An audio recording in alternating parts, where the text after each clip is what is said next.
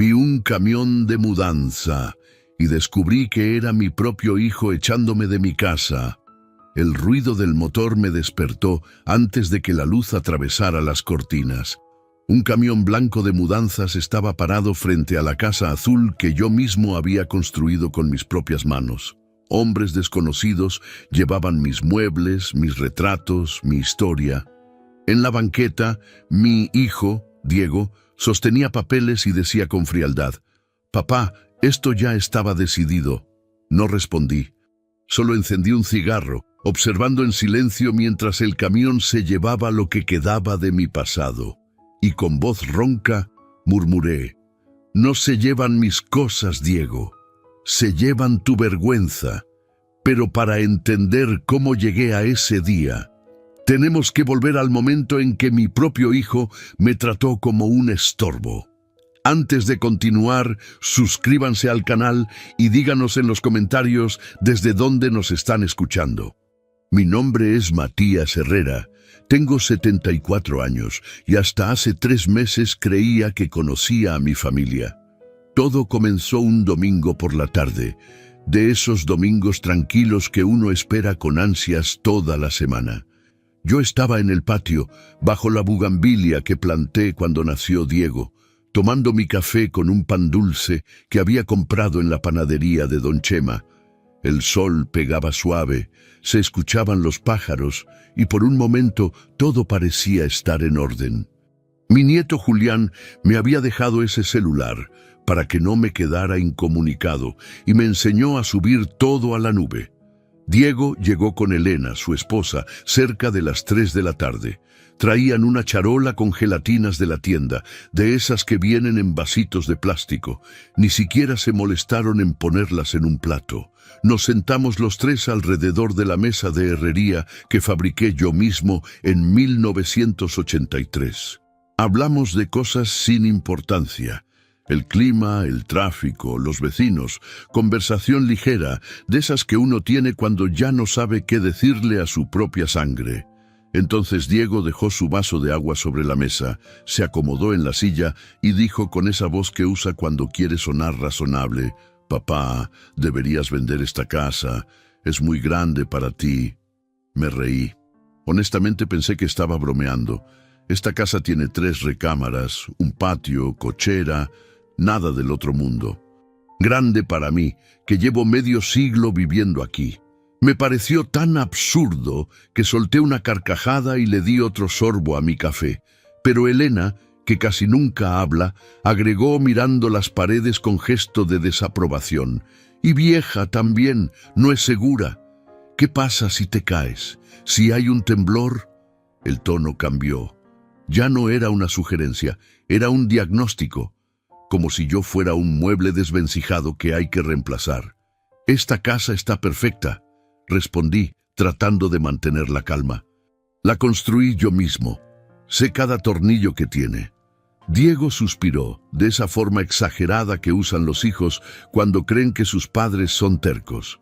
«No es por ofender, papá, pero ya no tienes edad para estar subiendo escaleras, cuidando un jardín tan grande.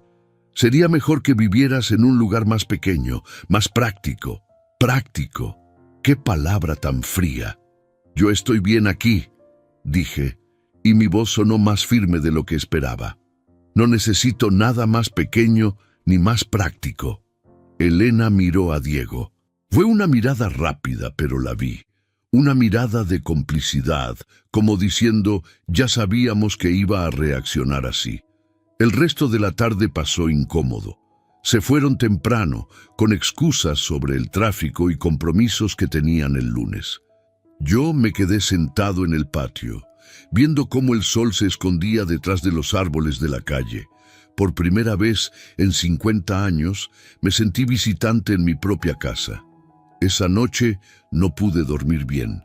Me levanté varias veces, caminé por los pasillos oscuros, toqué las paredes como quien se asegura de que algo todavía está ahí. Pasé frente a la habitación donde Diego creció, la que ahora uso para guardar cajas viejas y herramientas. Todavía estaba el agujero en la pared que hizo jugando fútbol adentro cuando tenía 8 años. Nunca lo arreglé. No sé por qué. Cerca de las 2 de la mañana, escuché un ruido afuera. Pasos, voces bajas. Me asomé por la ventana de mi recámara y vi el coche de Diego estacionado frente a la casa. No habían tocado el timbre. Solo estaban ahí, él y Elena, hablando junto al portón. Abrí la ventana con cuidado. Solo una rendija, lo suficiente para escuchar. «Antes de que se dé cuenta ya estará todo firmado», dijo Diego. Elena respondió algo que no alcancé a oír, pero los dos se rieron. Una risa corta, cómplice. Luego se subieron al coche y se fueron. Yo me quedé ahí, parado en la oscuridad de mi cuarto, con el corazón latiéndome fuerte en el pecho y una certeza fría recorriéndome la espalda. Mi hijo no estaba preocupado por mí. Estaba planeando algo. La sospecha es como una astilla bajo la piel. Duele más cuando tratas de sacarla. Los días siguientes pasaron lentos, cada uno más pesado que el anterior. Diego comenzó a aparecer con más frecuencia, siempre con alguna excusa, que venía a revisar una gotera, que quería ver si necesitaba algo del súper, que Elena se preocupaba por mi salud. Mentiras amables, las peores. Una tarde llegó con una carpeta manila bajo el brazo. Yo estaba regando las plantas del jardín, sintiendo el agua fría mojar mis manos, escuchando el sonido del líquido cayendo sobre la tierra seca. «Papá, ¿tienes un momento?», preguntó, sentándose en el escalón de la entrada sin esperar respuesta. «Necesito que me ayudes con unos papeles del banco». «El banco, siempre el banco». «¿Qué papeles?», pregunté cerrando la llave del agua. «Es que están actualizando las cuentas. Necesitan firmas nuevas, ya sabes cómo es la burocracia». Me sequé las manos en el pantalón y me acerqué. Diego abrió la carpeta y sacó varios documentos con sellos oficiales, letras pequeñas, números que bailaban frente a mis ojos cansados. «Entonces solo firma aquí, aquí y aquí», dijo, señalando con el dedo 3 líneas marcadas con X rojas. «¿Y qué estoy firmando exactamente?». «Son solo autorizaciones para que yo pueda ayudarte con los trámites, papá, para que no tengas que ir al banco cada vez que necesites algo. Es más práctico». Esa palabra otra vez, práctico. Algo en mi pecho se tensó, pero lo ignoré. Después de todo, era mi hijo, la sangre de mi sangre. El niño que yo cargué en hombros, al que le enseñé a andar en bicicleta, al que le pagué la universidad trabajando doble turno en la fábrica.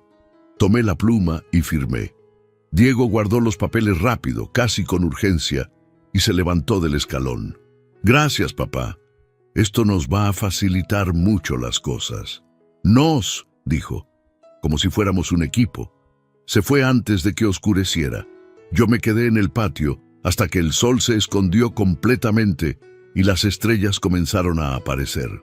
El aire de la noche olía a tierra mojada y a jazmines, un olor que siempre me había dado paz, pero esa noche solo me inquietó. 3 semanas después, el teléfono sonó un martes por la mañana.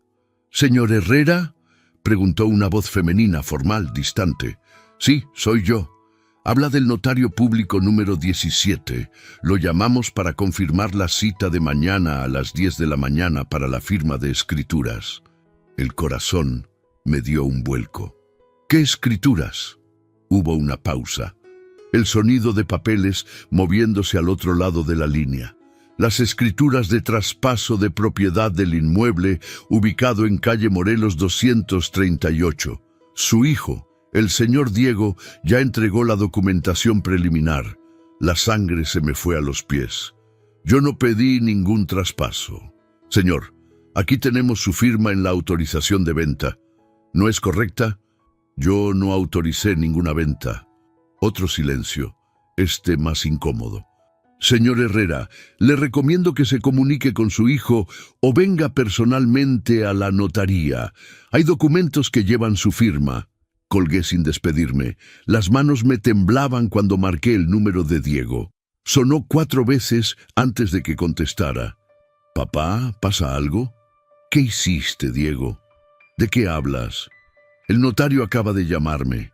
Dicen que firmé una autorización de venta de mi casa. Silencio. Un silencio que duró demasiado. Papá, cálmate. Es solo un malentendido. ¿Malentendido? ¿Pusiste mi casa a la venta sin decirme? Lo hice por tu bien. Ya hablamos de esto. Necesitas un lugar más pequeño, más seguro. Ya tengo un comprador interesado que ofrece 1.200.000 pesos. Es un buen precio. 1.200.000 pesos. Como si mi vida cupiera en un cheque. Esta casa no está en venta. Papá, ya está decidido. Los papeles están en proceso. Yo no decidí nada. Tú firmaste. Está tu nombre en los documentos.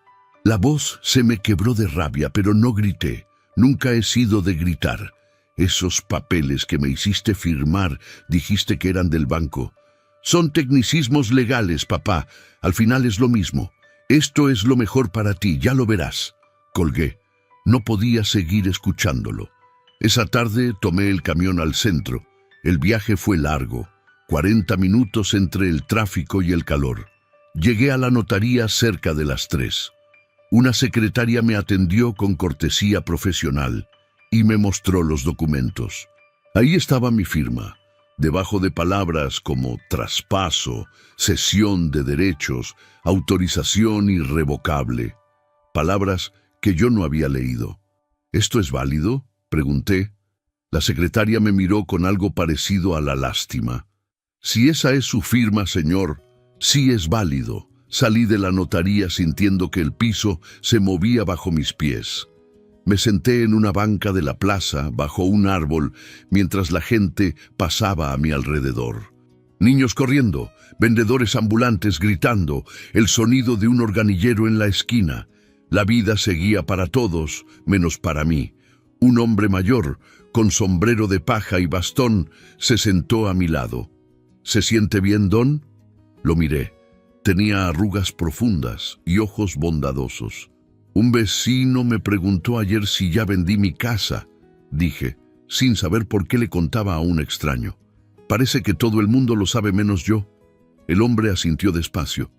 Así empiezan estas cosas, con rumores que después se vuelven verdad. Se levantó apoyándose en el bastón y antes de irse me dijo, «No se deje, don. Todavía hay tiempo». Me quedé ahí hasta que oscureció. Cuando volví a casa, saqué un cuaderno viejo de la gaveta de la cocina, uno con tapas de cuero marrón que usaba para anotar gastos. En la primera página escribí, martes 13 de mayo. Diego me hizo firmar documentos falsos. Y debajo, esto recién empieza. El amanecer del miércoles me encontró despierto. No había dormido. Pasé la noche entera sentado en la sala, mirando las paredes que yo mismo levanté, los muebles que compré con mi sueldo, las fotografías de Rosa que colgaban en cada rincón. En una de ellas estábamos los tres, Rosa, Diego pequeño y yo, todos sonriendo frente a esta misma casa recién pintada. ¿En qué momento todo se torció?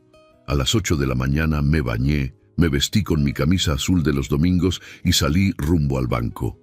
Necesitaba saber exactamente qué había firmado y qué podía hacer al respecto. El banco quedaba a 6 cuadras. Caminé despacio, sintiendo el sol matutino calentar mi espalda, escuchando el ruido de la ciudad despertar. Cada paso parecía más pesado que el anterior. Entré al banco, yo mismo sentí ese aire frío artificial que huele a papeles nuevos y a dinero guardado. Una chica joven me atendió detrás de un escritorio con una computadora reluciente. «Buenos días, ¿en qué puedo ayudarlo? Necesito revisar los movimientos de mi cuenta y saber qué documentos tengo registrados a mi nombre». «Claro, señor. Su identificación, por favor». Le entregué mi credencial. Ella la escaneó, escribió en su computadora, frunció el ceño. «Señor Herrera, veo aquí que usted tiene una cuenta mancomunada indistinta con el señor Diego desde hace 3 semanas». ¿Mancomunada? Sí, eso significa que ambos tienen acceso total a los fondos y pueden hacer movimientos sin autorización del otro. El estómago se me revolvió. Yo no autoricé eso. Ella giró la pantalla hacia mí. Ahí estaba mi firma. en un documento digitalizado. La misma firma de aquella tarde cuando Diego me trajo los papeles del banco. Y hay algo más, continuó la chica incómoda. Hace una semana se realizó un trámite para cambiar el beneficiario de su cuenta. Antes era usted el titular único. Ahora el señor Diego aparece como cotitular con derechos de supervivencia. ¿Qué significa eso? Que si algo le pasara a usted, todos los fondos pasarían automáticamente a él. Sentí que el piso se abría bajo mis pies. ¿Y la casa? ¿Aparece algo sobre mi casa? La chica revisó más documentos en su sistema. No tengo acceso a registros de propiedades, señor. Eso lo maneja el registro público. Pero le recomiendo que vaya lo antes posible. Una pregunta más, dije, sintiendo la boca seca. ¿Yo firmé estos papeles en ventanilla? Ella revisó la pantalla. No, señor. Fueron tramitados con un poder notarial presentado por Diego. Luego supe que era apócrifo. Descubrí que mi firma había sido digitalizada en formularios que jamás firmé en ventanilla. Salí del banco caminando como sonámbulo. El calor de la calle me golpeó en la cara, pero apenas lo sentí. Paré un taxi y le di la dirección del registro público de la propiedad. El trayecto fue un borrón de calles y semáforos. En el registro, una oficina gris llena de archiveros y computadoras viejas. Un empleado con lentes gruesos me atendió con desgano. Necesito saber el estatus legal de mi propiedad, dije, entregándole la dirección de mi casa. El hombre tecleó despacio, revisó la pantalla, tecleó de nuevo. Aquí dice que el inmueble está en proceso de traspaso. El propietario actual es Matías Herrera, pero hay una solicitud de cambio de titular a nombre de Diego, con fecha de registro pendiente para dentro de 2 semanas. Eso no puede ser, yo no he autorizado ningún traspaso. ¿Firmó usted algún documento ante notario? Me engañaron, me dijeron que eran papeles del banco. El notario jamás me explicó la verdadera naturaleza de esos papeles. El empleado me miró con una mezcla de lástima y fastidio. Señor, si hay su firma en documentos notariados, legalmente es válido. Tendría que iniciar un proceso legal para demostrar que fue engañado, y eso puede tomar meses, incluso años. Y mientras tanto, el proceso sigue su curso. Salí de ahí sintiéndome como un extraño en mi propia vida. Me senté en las escaleras del edificio, bajo el sol que ahora quemaba sin piedad. La gente pasaba apurada, cada uno con sus problemas, sus vidas, sus casas seguras. ¿Don Matías? Levanté la vista. Era don Roberto, mi vecino de toda la vida, el que vive 3 casas abajo, el que me ayudó a cargar el refrigerador cuando Rosa estaba viva. Don Roberto, lo vi salir muy temprano. ¿Todo bien? No supe qué decir. Se sentó a mi lado sin pedir permiso, de esa forma en que los viejos se acompañan sin necesidad de explicaciones. Vi que Diego anda mucho por su casa últimamente, dijo mirando al frente. Y ayer escuché a mi comadre comentar que ya hasta vendió su casa. ¿Es cierto? La vergüenza me quemó por dentro. Parece que sí. Solo que nadie me avisó. Don Roberto meneó la cabeza. ¿Sabe qué es lo peor de envejecer? No son las rodillas que duelen ni la vista cansada. Es cuando tu propia familia te trata como si ya no tuvieras voz. Nos quedamos ahí sentados, 2 viejos bajo el sol, compartiendo un silencio que decía más que 1000 palabras. ¿Y qué va a hacer?, preguntó finalmente. No lo sé todavía. Pues debería hacer algo, don Matías, porque la semana que viene vi que ya andaban midiendo su casa. Traían cinta métrica y todo. El corazón me dio un vuelco. ¿Quién? Diego y su esposa, y un señor con traje que parecía arquitecto o algo así. Me levanté despacio, sintiendo cada uno de mis 74 años en las articulaciones. Gracias por decirme, don Roberto. Para eso estamos los vecinos, ¿no? Volví a casa caminando. El sol ya estaba alto y el calor era insoportable, pero no me importó. Con cada paso, algo dentro de mí se iba endureciendo, Cuando llegué, saqué el cuaderno marrón y anoté todo: la cuenta mancomunada, el cambio de beneficiario, el proceso de traspaso, el arquitecto midiendo mi casa. Debajo escribí: Diego no solo me robó mi firma, me robó mi futuro. Cerré el cuaderno y lo guardé en un lugar seguro. Luego me serví un vaso de agua, me senté en mi sillón verde y miré alrededor. Esta casa era más que ladrillos y cemento. Era el sudor de 30 años trabajando en la fábrica. Era cada domingo que pasé pintando paredes, en lugar de descansar. Era el lugar donde Rosa murió tomando mi mano. Y nadie me la iba a quitar sin pelear. La venganza no grita. Se cocina a fuego lento, en silencio, como el mole que se deja reposar toda la noche. Pasaron 5 días desde mi visita al registro público. 5 días en los que no llamé a Diego, no lo enfrenté, no hice escenas. Solo observé, escuché y anoté. Tenía todo preparado desde hacía semanas, cada grabación guardada en la nube por mi nieto sin que nadie lo supiera. El jueves por la tarde escuché el coche de Diego estacionarse frente a la casa. No venía solo. Elena lo acompañaba y traían maletas. Abrí la puerta antes de que tocaran el timbre. «Hola, papá», dijo Diego, entrando como si nada. «Venimos a quedarnos unos días. Están fumigando nuestro edificio». Mentira. Lo supe por la forma en que Elena evitó mi mirada. «Está bien», respondí con calma. «La habitación de invitados está libre». Esa noche cenamos en silencio. Yo preparé sopa de fideo, la misma que Rosa hacía los jueves. Diego apenas probó 2 cucharadas. Elena ni siquiera tocó su plato. Después de cenar, mientras yo lavaba los trastes, los escuché hablar en la sala. Hablaban bajo, pero no lo suficiente. Saqué mi celular viejo, ese que Diego me regaló hace 2 años, diciendo que era importante que me modernizara. Abrí la aplicación de grabadora que mi nieto me enseñó a usar y dejé el teléfono en la repisa, escondido detrás del florero de cerámica. Seguí lavando los platos, haciendo ruido con el agua para que no sospecharan. «Solo faltan 2 semanas», decía Elena. «El comprador ya depositó el anticipo, 50,000 pesos.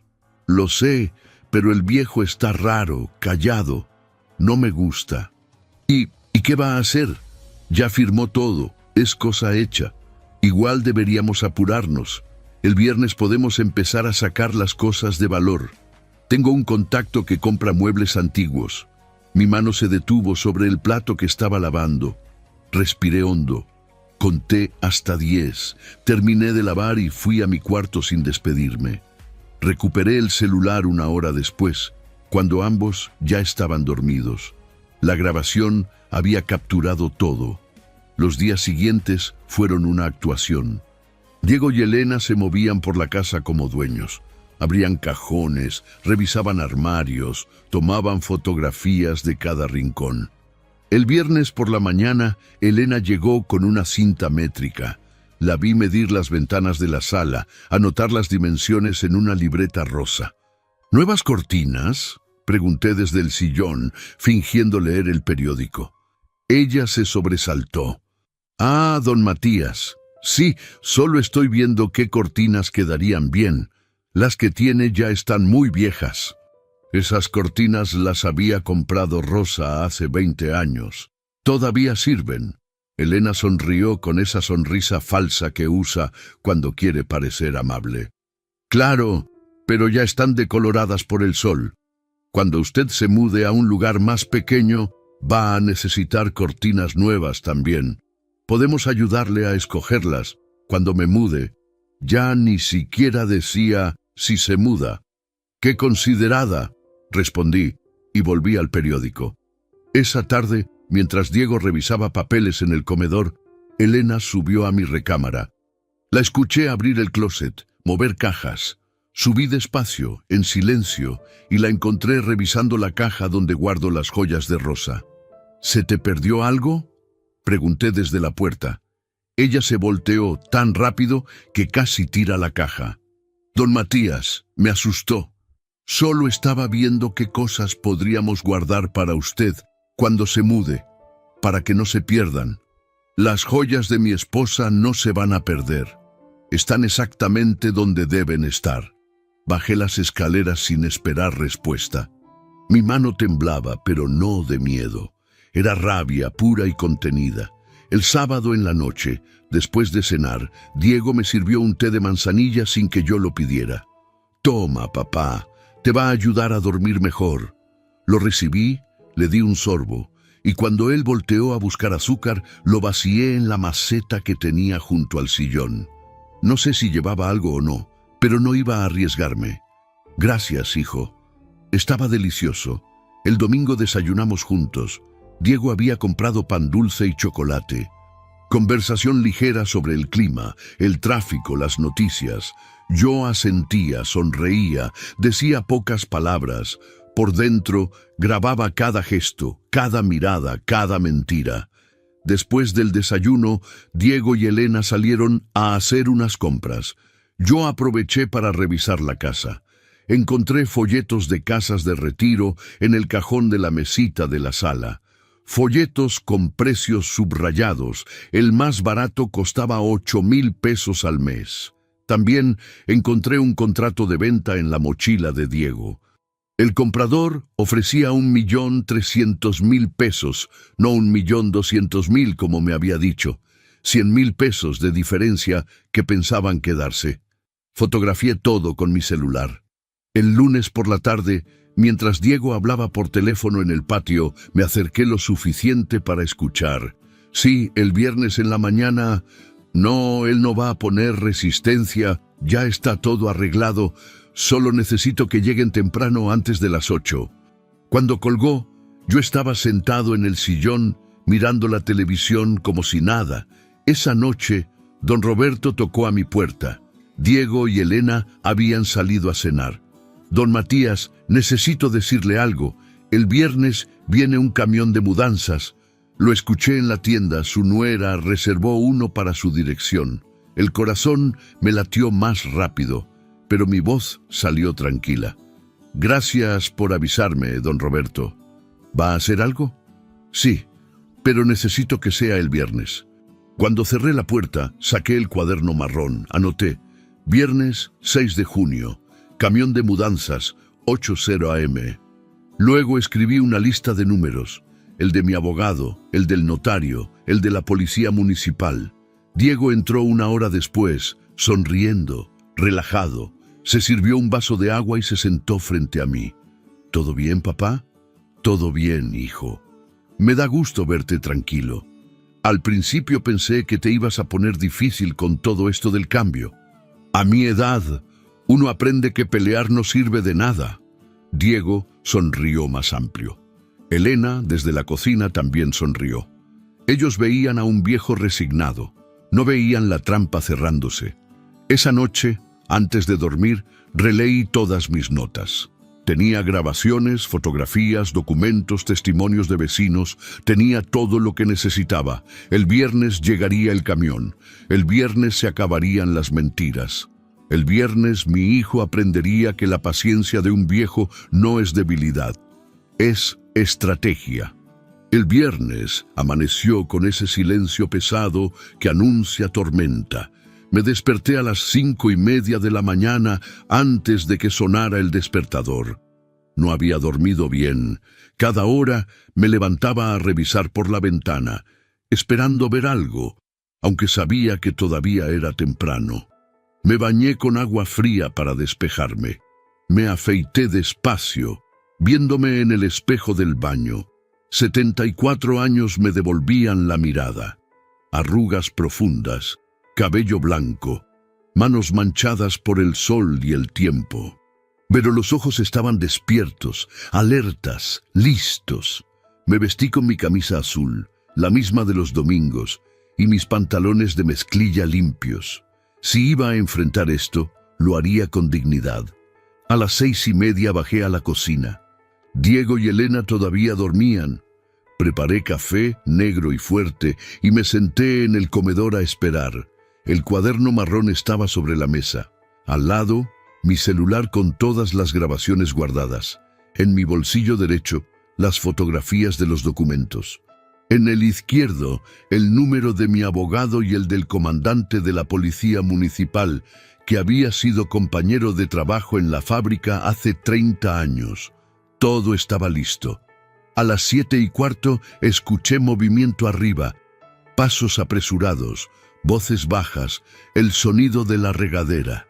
Diego y Elena se estaban preparando. Bajaron a las 7:30. Diego venía vestido con pantalón de vestir y camisa blanca, como si fuera a una junta importante. Elena traía puesta una blusa roja y aretes nuevos. Los dos olían a perfume caro. «Buenos días, papá», dijo Diego sirviéndose café. «¿Dormiste bien?» «Como siempre. Hoy tenemos que salir temprano, unos pendientes que resolver». «Está bien». Elena evitó mi mirada. Se sirvió jugo de naranja y se lo tomó de pie, mirando por la ventana cada pocos segundos. A las 7:50, Diego recibió una llamada. Salió al patio a contestar. Lo vi caminar de un lado a otro, gesticulando, asintiendo. Cuando volvió, sonreía. «Papá, necesito que hoy te salgas de la casa unas horas. Van a venir unos técnicos a revisar las instalaciones eléctricas. Es por seguridad». «¿Qué técnicos?» «Del ayuntamiento. Es una revisión de rutina. Mentira tras mentira, tan natural como respirar». «Está bien», dije. «Me quedo en el patio». «No, papá. Necesitas salir de la propiedad. Puede ser peligroso si están trabajando con la electricidad. Esta es mi casa». «Me quedo». Diego apretó la mandíbula. Elena carraspeó, nerviosa. «Papá, por favor, solo unas horas. Podemos dejarte en casa de don Roberto». «No». Entonces lo escuchamos. El ruido del motor, grave, potente, acercándose por la calle. Elena se puso pálida. Diego corrió a la ventana. Yo me quedé sentado, tomando mi café, tranquilo como el agua de un pozo profundo. El camión blanco de mudanzas se estacionó justo frente a la casa. Era enorme, con la caja trasera cerrada y 2 hombres en la cabina. El motor seguía rugiendo mientras los hombres bajaban y abrían la puerta trasera. Diego salió correcto, con una carpeta bajo el brazo. Yo lo seguí sin prisa, sintiendo cada paso sobre el piso de mi casa, sobre las baldosas que yo mismo había colocado hace 50 años. Cuando salí al porche, los 3 hombres ya estaban en la entrada. Diego les mostraba papeles, señalaba la casa, daba instrucciones. «Empiecen por los muebles de la sala», decía. «Después, las recámaras». Uno de los cargadores me vio y titubeó. «¿Y el señor?» «Es mi padre», respondió Diego sin voltear a verme. «No se preocupen por él». Los hombres entraron a mi sala. Escuché sus pasos pesados sobre el piso de madera. Escuché cómo movían mi sillón verde, el que Rosa había escogido en 1978. Escuché el sonido de las fotografías siendo descolgadas de las paredes. Diego se acercó a mí. En su mano llevaba la carpeta. En su cara llevaba una mezcla de culpa y determinación. «Papá, esto ya estaba decidido». No respondí. Saqué un cigarro del paquete que llevaba en el bolsillo de la camisa. Lo encendí despacio, sintiendo el humo llenar mis pulmones, viendo cómo el fuego consumía el tabaco. Los cargadores sacaron mi sillón, luego la mesa de la sala, luego las sillas del comedor. Mi vida saliendo pieza por pieza, cargada por manos extrañas. Elena salió al porche. Tenía los ojos rojos, pero no de tristeza, de nervios. «Don Matías, esto es lo mejor. Ya lo verá». El humo del cigarro subía lento en el aire de la mañana. Hacía calor, pero yo sentía frío por dentro, un frío que no era miedo, era claridad. Observé en silencio mientras el camión se llenaba con mis cosas. Observé mientras Diego dirigía la operación como si fuera el dueño. Observé mientras Elena tomaba fotografías con su celular, probablemente para mandarlas al comprador. Cuando sacaron el retrato grande de Rosa, el que estaba en el pasillo, algo dentro de mí hizo clic. Miré a Diego a los ojos. Él sostuvo mi mirada por un segundo, luego la desvió. Con voz ronca, apenas un murmullo que sé que él escuchó perfectamente, le dije: «No se llevan mis cosas, Diego, se llevan tu vergüenza». Diego parpadeó. Los cargadores se detuvieron sintiendo la tensión en el aire. «Papá, no hagas esto más difícil. Difícil fue criarte solo cuando tu madre murió. Difícil fue trabajar doble turno para pagarte la universidad. Esto no es difícil. Esto es apenas el principio». ¿El principio de qué? Saqué mi celular del bolsillo. En la pantalla tenía preparada la lista de contactos. Mi abogado, el comandante, el notario.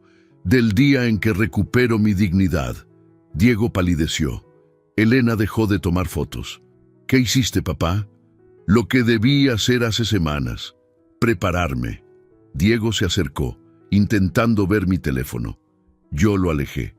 «Papá, no seas terco. Ya está todo firmado, todo legal. No puedes hacer nada». «¿Legal?» Solté una risa seca. «Como cuando me hiciste firmar papeles diciéndome que eran del banco. ¿Eso es legal?» Los cargadores se miraron entre ellos incómodos. Uno de ellos habló: «Señor, ¿hay algún problema? Porque si hay disputa familiar, nosotros no podemos llevarnos nada». Diego se volteó hacia ellos furioso. «No hay ningún problema. Sigan trabajando». «Sí hay problema», dije con voz firme. «Esta es mi casa y nadie me saca de aquí». El cargador que había hablado dejó la caja que llevaba en las manos.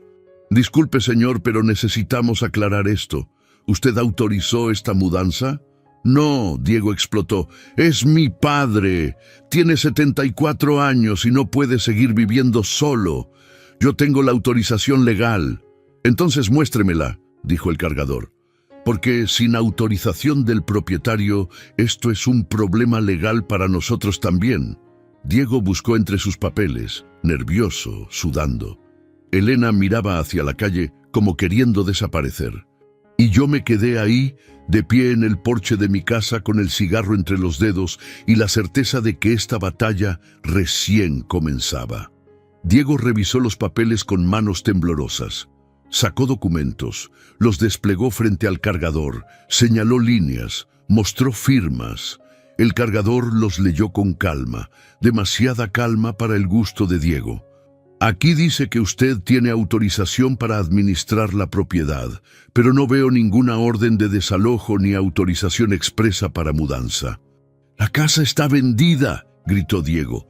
«Está en proceso de traspaso, pero el señor todavía es el propietario legal hasta que se firme la escritura final, ¿verdad?» Diego no respondió. La respuesta estaba en su silencio. El cargador se volteó hacia sus compañeros. «Vuelvan a subir las cosas al camión. No podemos llevarnos nada». «No». Diego bloqueó la entrada. «Ustedes tienen un contrato conmigo. Les pagué por adelantado. Y le devolveremos su dinero, señor. Pero no vamos a meternos en problemas legales por una disputa familiar».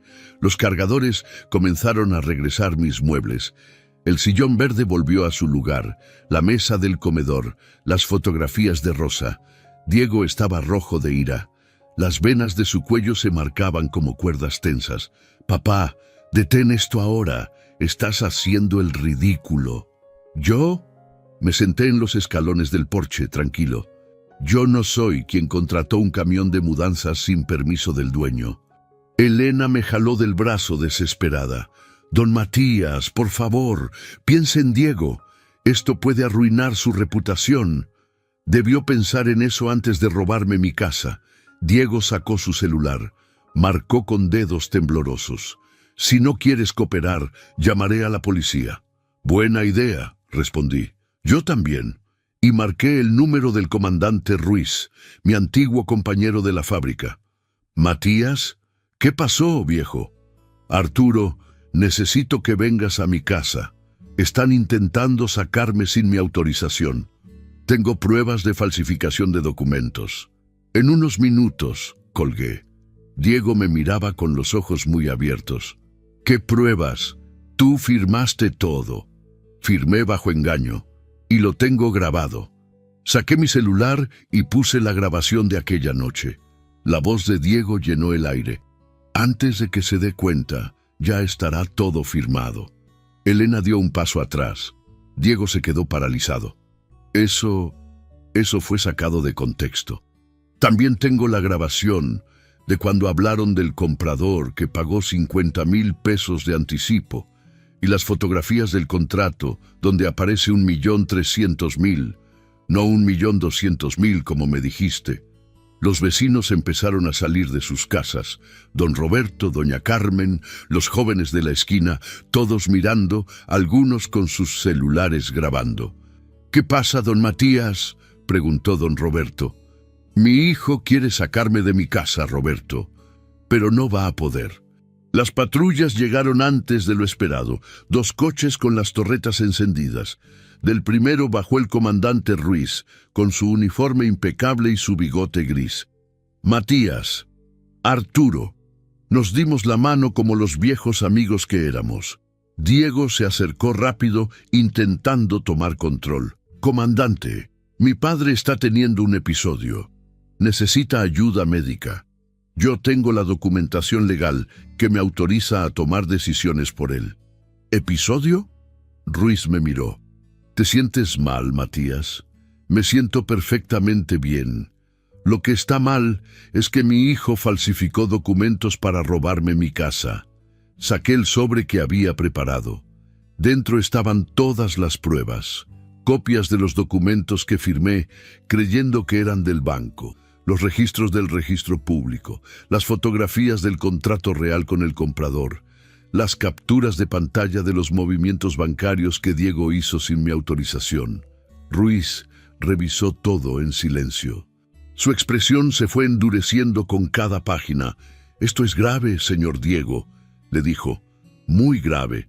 Yo solo quería proteger a mi padre». Diego levantó la voz. «Él no puede vivir solo. Es viejo, está enfermo. Yo decido si puedo vivir solo o no», dije poniéndome de pie. «Y decido quién entra a mi casa». Ruiz cerró el sobre. «Señor Diego, estos documentos indican posible falsificación y fraude patrimonial. Voy a tener que pedirle que me acompañe a la comandancia para rendir su declaración». «¿Qué? ¡No! Yo no hice nada ilegal». «Los documentos dicen lo contrario».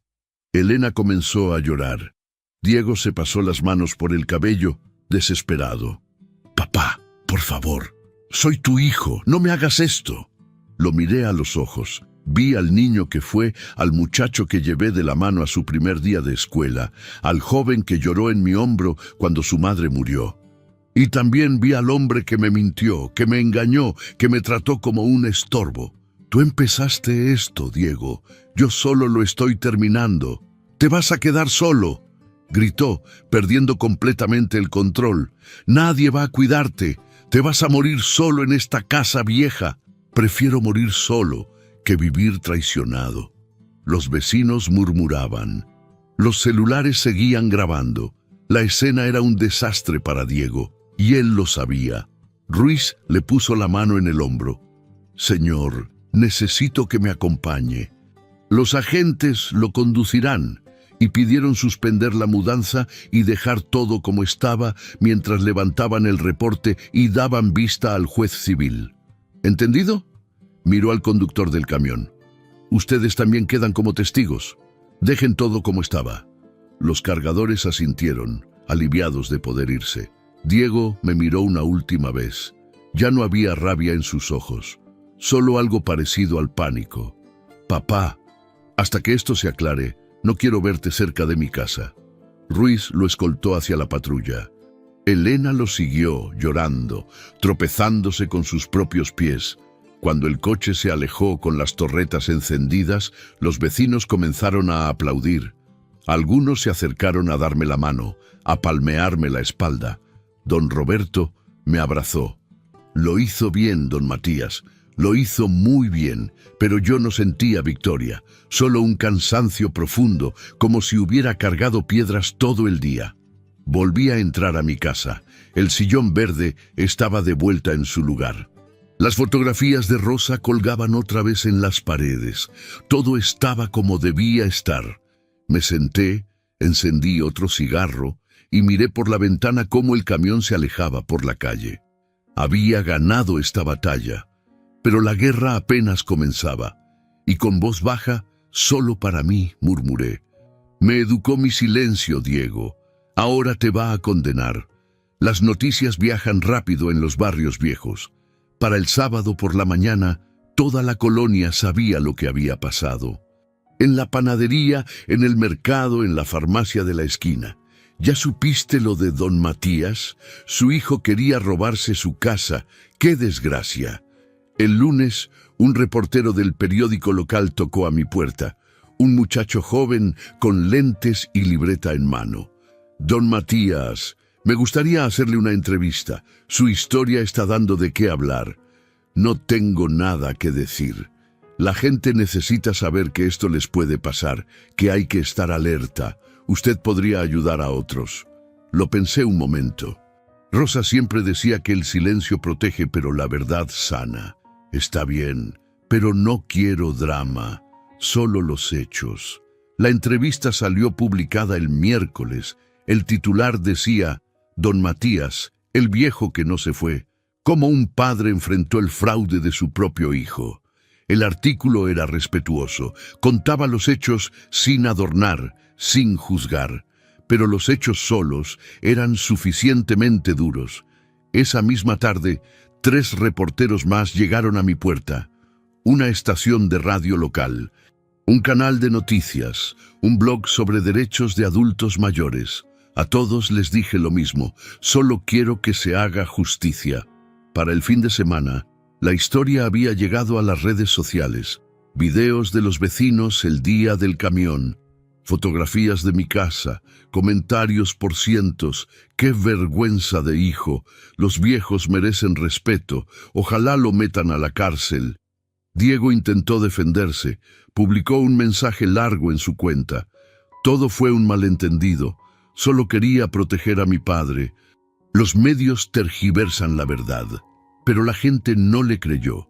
Los comentarios bajo su publicación eran crueles: «Ladrón», «sinvergüenza», «mal hijo». Su cuenta desapareció 2 días después. El lunes siguiente, don Roberto me contó que Diego había perdido su trabajo. Trabajaba en una empresa de contabilidad, un puesto que le había costado años conseguir. Pero cuando su jefe vio las noticias, cuando los clientes empezaron a preguntar si ese era el mismo Diego que salía en el periódico, la decisión fue rápida. «Por imagen corporativa», le dijeron. Elena dejó de aparecer por la colonia. Su coche ya no se estacionaba frente a ninguna casa del barrio. Su cuenta en redes, donde presumía su vida perfecta, se volvió privada. Los amigos de Diego dejaron de contestar sus llamadas. Las invitaciones a fiestas se detuvieron. Las puertas se cerraron, una por una, como caían las fichas de dominó que él mismo había empujado. Yo seguía mi rutina. Despertaba a las 6, preparaba café, regaba las plantas. Por las tardes me sentaba en el porche a leer el periódico o a escuchar la radio. Los vecinos pasaban, me saludaban con respeto. Algunos se detenían a platicar. «¿Cómo está, don Matías?» «Bien, gracias. Aquí, en mi casa». No levanté la voz. No busqué venganza más allá de la justicia legal. No hablé mal de Diego en público. Simplemente existí, tranquilo, en el lugar que siempre fue mío. Esa fue mi victoria más grande. Demostrar que no necesitaba gritar para tener razón.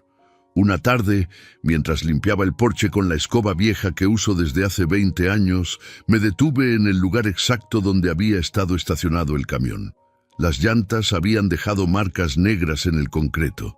Pasé la escoba sobre esas marcas una y otra vez, tallando, borrando.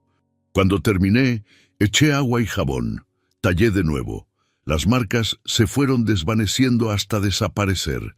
Me senté en los escalones, secándome el sudor de la frente, mirando el concreto limpio. Me robaron el respeto, dije en voz alta, aunque no había nadie. Pero lo recuperé con dignidad. Un coche desconocido se estacionó frente a la casa. Un hombre con traje bajó, cargando un sobre amarillo grande. ¿Don Matías Herrera? Sí, vengo del juzgado. Tengo una notificación para usted. Me entregó el sobre. Firmé de recibido en su carpeta y el hombre se fue. Abrí el sobre con cuidado. Dentro había varios documentos oficiales con sellos y firmas. Leí el primero.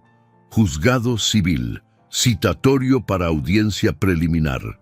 Caso: fraude patrimonial y falsificación de documentos. Demandante: Matías Herrera García. Demandado: Diego. Después de semanas de idas y vueltas legales, la audiencia se había fijado para el 23 de junio a las 9 de la mañana. Leí el documento completo.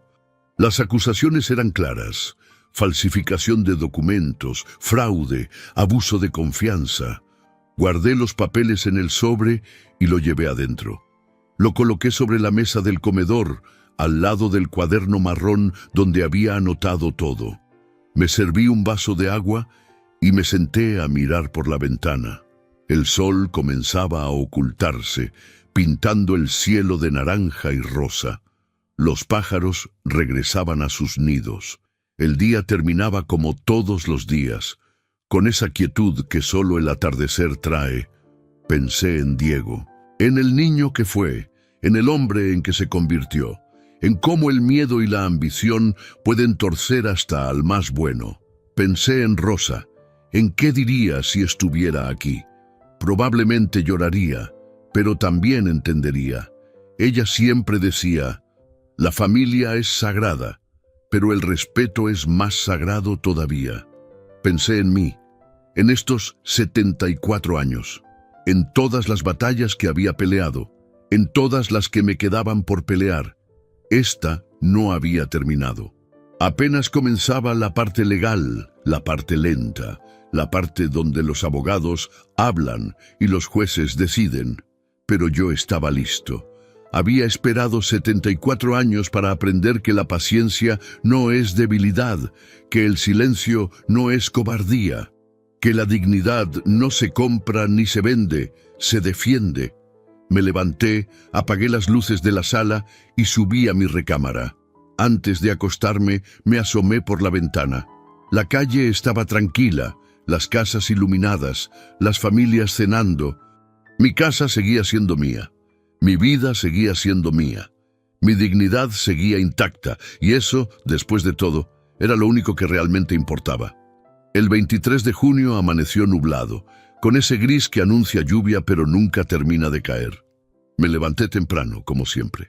Me bañé, me puse mi traje azul marino, el que usé en el funeral de Rosa, el único que tengo. Me anudé la corbata frente al espejo. Mis manos ya no temblaban. A las 7:30, don Roberto tocó a mi puerta. Vine a acompañarlo, don Matías, si le parece bien. Me parece muy bien, Roberto. Tomamos el camión al centro. El viaje fue silencioso. Don Roberto respetaba que yo no quisiera hablar. Por la ventana veía pasar la ciudad, las calles que conocía desde niño, los edificios nuevos que no reconocía, la mezcla de lo viejo y lo nuevo que era mi vida misma. El juzgado era un edificio gris de 4 pisos, con escaleras de mármol gastado y pasillos que olían a papel viejo. Mi abogado, el licenciado Morales, me esperaba en la entrada. Don Matías, ¿listo? Listo. Subimos al 3er piso. La sala de audiencias era pequeña, con bancas de madera y un ventilador que giraba lento en el techo. Diego ya estaba ahí, sentado junto a su abogado. Se veía más delgado, más pálido. Cuando entré, levantó la vista, pero no me sostuvo la mirada. Elena no vino. Me enteraría después que lo había dejado 2 semanas atrás. Se había ido a vivir con su madre a Monterrey, dejando solo una nota y las llaves del departamento. El juez entró a las 9 en punto. Un hombre de unos 50 años, con lentes y expresión seria. Todos nos pusimos de pie. Pueden sentarse. Audiencia del caso número 3478 diagonal 2025. Fraude patrimonial y falsificación de documentos. Demandante: Matías Herrera García. Demandado: Diego. Lo que siguió fue lento. Los abogados hablaron durante horas. Presentaron documentos, señalaron inconsistencias, citaron leyes que yo no entendía. Mi abogado mostró las grabaciones, las fotografías, los testimonios de los vecinos. El abogado de Diego trató de argumentar que todo había sido un malentendido, que las intenciones eran buenas, que no hubo dolo, pero las pruebas hablaban más fuerte que las palabras. A las 2 de la tarde, el juez pidió un receso. Salimos a los pasillos. Don Roberto me compró un refresco de una máquina. Me lo tomé despacio, mirando por la ventana sucia hacia la calle. ¿Cómo se siente?, preguntó don Roberto. Cansado, pero va ganando. Ganar no es lo mismo que estar bien. Volvimos a entrar a las 3. El juez revisó más documentos, hizo más preguntas. A las 4:30, finalmente habló. He revisado toda la evidencia presentada. Las grabaciones demuestran premeditación. Los documentos bancarios muestran movimientos no autorizados. Los testimonios confirman que el demandante desconocía la verdadera naturaleza de lo que firmaba. Hizo una pausa. Diego se puso más pálido. Por lo tanto, declaró nulos todos los documentos firmados bajo engaño. La propiedad ubicada en calle Morelos 238 queda confirmada como propiedad única y exclusiva del señor Matías Herrera García. Respiré profundo. La casa era mía, legal, definitiva, indiscutiblemente mía. El juez continuó. En cuanto a la causa penal por falsificación de documentos y fraude patrimonial, esta se turnará al Ministerio Público para su investigación correspondiente. La audiencia preliminar se fijará en los próximos meses. Golpeó su mazo. El sonido resonó en la sala como un punto final. Ese día, el juzgado civil anuló los documentos y confirmó mi propiedad. Meses después, en la causa penal, a Diego le impusieron una pena suspendida de 4 años bajo libertad condicional, más 300 horas de trabajo comunitario y la obligación de resarcir todos los gastos legales. Quedó prohibido acercarse a mi propiedad sin autorización expresa. Salimos del juzgado cuando ya oscurecía. La lluvia que había amenazado todo el día finalmente comenzó a caer, ligera, refrescante. Don Roberto abrió un paraguas pequeño y lo sostuvo sobre los dos. Lo logró, don Matías. Sí, lo logré, pero mi voz sonaba hueca. No había alegría en esa victoria, solo alivio y una tristeza profunda que no sabía cómo nombrar. Diego salió del juzgado 10 minutos después. Caminó hacia nosotros, despacio, bajo la lluvia que ahora caía más fuerte. Se detuvo a 2 metros de distancia. «Papá». «Diego, yo lo siento, de verdad lo siento». Lo miré. Vi al hombre quebrado frente a mí. Vi los errores, las consecuencias, el peso de sus decisiones cayendo sobre sus hombros como la lluvia. «Yo también lo siento, hijo. Siento que llegáramos a esto. ¿Podemos? ¿Hay alguna forma de...?» «No lo sé, Diego. Ahora mismo, no lo sé». Se quedó ahí, bajo la lluvia, esperando algo más. Pero no tenía nada más que darle. Don Roberto y yo caminamos hacia la parada del camión. Diego se quedó parado en la acera, empapándose, viendo cómo nos alejábamos. Cuando llegué a casa, ya era de noche. La calle estaba tranquila, las luces de los porches encendidas, el olor a tierra mojada llenando el aire. Abrí la puerta de mi casa, legal, definitiva, indiscutiblemente mía. Entré despacio. Las fotografías de Rosa me miraban desde las paredes. El sillón verde estaba en su lugar. Todo estaba exactamente como debía estar. Me quité el traje mojado, me puse ropa cómoda y me preparé un té de manzanilla. Me senté en el sillón, sintiendo el cansancio de los meses pasados finalmente alcanzarme. No encendí la televisión, no puse música, solo me quedé ahí, En el silencio de mi casa recuperada, escuchando la lluvia caer sobre el tejado, pensé en todo lo que había pasado, en la traición, en la lucha, en la justicia. Pensé en Diego, en el niño que fue y en el hombre en que se convirtió. Pensé en Rosa, en lo que diría, en lo que sentiría, y pensé en mí, en estos 74 años de vida. En todas las lecciones aprendidas, todas las batallas peleadas, todos los silencios guardados. Me levanté, caminé hasta la ventana. La lluvia había parado. Las estrellas comenzaban a aparecer entre las nubes que se dispersaban. Encendí un cigarro, el último del paquete. El humo subía lento hacia el techo. No me sacaron, dije en voz baja, para nadie y para todos. Solo me enseñaron a quién no abrir la puerta. La casa crujió, como cruje una casa vieja en la noche. Un sonido familiar, reconfortante. Miré hacia el portón de entrada, cerrado, seguro, protegiendo lo que era mío. En la pared del comedor, apenas visible en la penumbra, colgaba el letrero que había mandado hacer esa misma tarde. Letras de madera tallada que decían Casa Herrera desde 1974. Apagué el cigarro y en el eco del silencio supe que la Casa Herrera seguiría en pie mucho después de mí. Cerré la ventana y subí a mi recámara. Mañana sería otro día, otro amanecer, otra oportunidad de vivir con dignidad en el hogar que nunca debí defender, pero que defendí hasta el final. Y eso, después de todo, era suficiente. Quiero agradecer al canal Venganza con el Abuelo por darme este espacio para contar mi verdad. Si esta historia tocó algo dentro de ti, suscríbete, activa la campanita y déjame en los comentarios. ¿Perdonarías a un hijo que te traicionó o cerrarías la puerta para siempre? Gracias por escucharme.